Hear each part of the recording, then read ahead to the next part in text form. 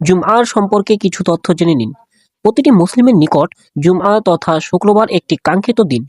হাদিসে এই দিনটি মুমিনের জন্য সাপ্তাহিক ঈদের দিন হিসেবে উল্লেখ করা হয়েছে। নবীজি হযরত মুহাম্মদ সাল্লাল্লাহু আলাইহি ওয়াসাল্লাম এই দিনটির বিশেষ কিছু ফজিলত বর্ণনা করেছেন এবং কিছু আমল পালনে বিশেষ গুরুত্ব দিয়েছেন। জুম্মার দিনে 12টি গুরুত্বপূর্ণ আমল আছে।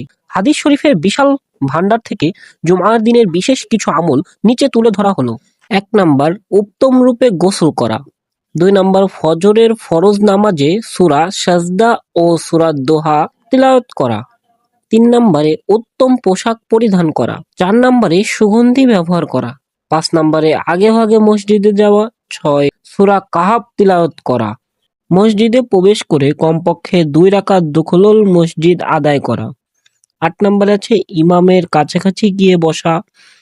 9 নাম্বার, মনোযোগ দিয়ে খুতবা শোনা এবং খুতবা চলাকালে কোনো কথা না বলা।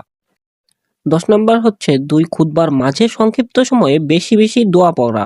11 নম্বরে আসর থেকে মাগরিব পর্যন্ত সময়ে দোয়ায় মশগুল থাকা, কারণ এই দিন দোয়া কবুল হয়। রাসূলুল্লাহ বলেছেন, যে ব্যক্তি জুম্মার দিন 5টি শর্ত মেনে জুম্মার নামাজে অংশ নেয়, আল্লাহ তাআলা তার প্রতি কদমে 1 বছরের নফল রোজা ও 1 বছরের নফল সালাতের সওয়াব দান করেন। সুবহানাল্লাহ।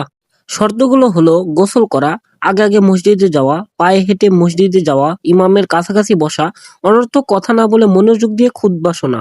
আল্লাহ আমাদের উক্ত কাজগুলো করার তৌফিক দান করুন। আমিন।